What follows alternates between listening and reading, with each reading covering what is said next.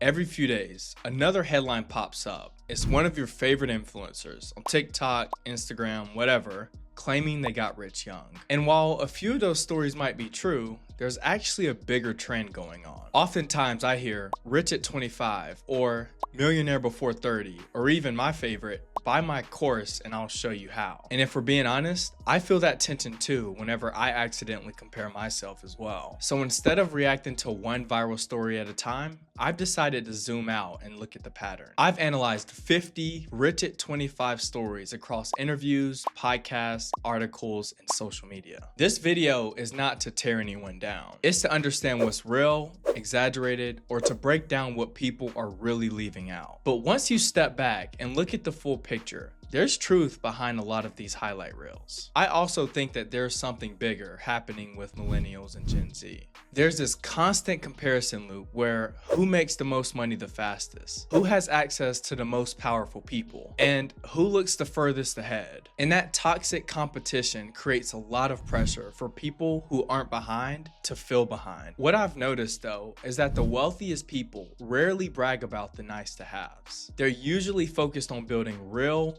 durable assets that could pay them later on, not the liabilities that drains their wallet. That's why it's worth slowing down and asking the harder question. How many of these stories are actually genuine? Out of the 50 rich at 25 stories I've seen, there's only a small amount that fits the clean, impressive narrative that people imagine when they see the headlines. Because a lot of these stories quietly blur the lines of what rich actually means. Some counted company valuation as personal wealth, even when a lot of that money wasn't liquid. Others included unrealized equity that could disappear in one bad year. This is a big one, but several ignored debt entirely. And you've seen this the most, but many were lifestyle rich instead of asset rich. That's exactly why when someone's promoting their course on social media through ads, they'll oftentimes be in front of nice houses, nice cars, or on fancy vacations. It's to paint the illusion entirely that they've made it, and you can too.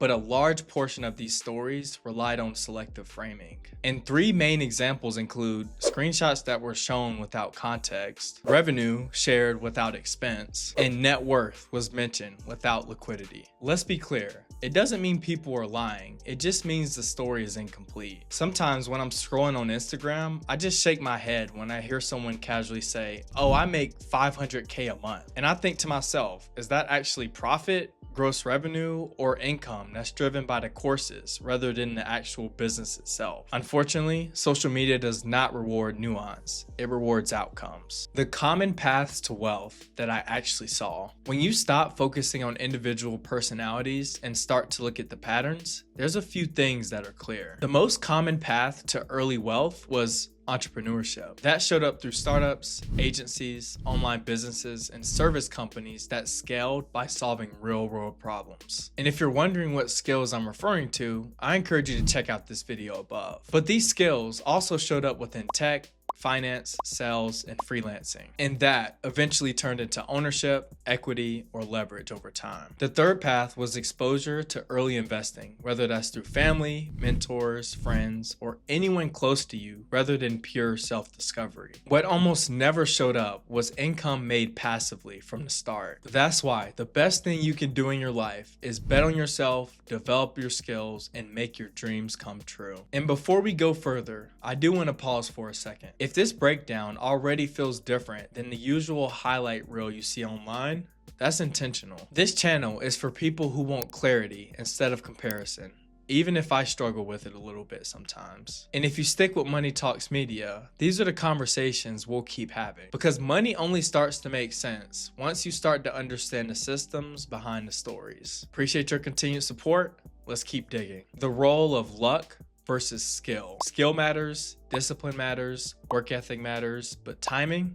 it matters too. Being in the right industry at the right moment can literally change everything. Meeting the right person early can accelerate years of progress. Having access to capital, guidance, or even a financial safety net makes a drastic difference. Building with resources is a lot easier than building from zero. Let me make this clear. Luck doesn't mean someone didn't work hard. It just means that their environment amplified their effort. Habits and mindset of the early rich. Once you accept that reality, the next thing you can do is actually see what these people did differently. Despite the differences in background and opportunity, these are the patterns that's worth paying attention to. Most of the early rich were obsessed with learning, not lifestyle. They reinvested aggressively early instead of upgrading everything around them. They took calculated risk early when downside was manageable and recovery time was on their side. They moved fast, tested ideas, and adjusted quickly. Keep in mind, they didn't have the perfect plans, they just had momentum. But most importantly, they built skills and systems before any type of validation, not caring what anyone else had to say. Alright, we're gonna wrap this up with 2 more points, and then I'll let you go. Common mistakes and misconceptions. A lot of these young rich stories eventually stumble. Taxes get ignored, lifestyle creep accelerates, risk tolerance stays high for too long, and flashy investments replace boring fundamentals. Let me make this clear. Even though early success could be good, it doesn't guarantee long-term stability. In many cases, if you get a lot of money or a lot of influence too quickly, you'll crumble. Here are the key takeaways and what you can actually apply to your life. So I know what you're thinking. What does this mean for me? You don't need to be rich at 25 to win. You just need a mindset shift. That means focusing on the skills that compound over time. It means building real income before chasing passive income. It means reinvesting more than you consume and extending your timeline versus rushing the outcome. And now, since you understand how these stories are shaped, you'll stop comparing yourself to every online highlight reel. You now have the tools and resources to build your own clear path. And me personally, I'm excited to be a part of it. And that mindset shift alone is better than any viral success story. Thanks for watching. Take care, and I'll see you in the next one.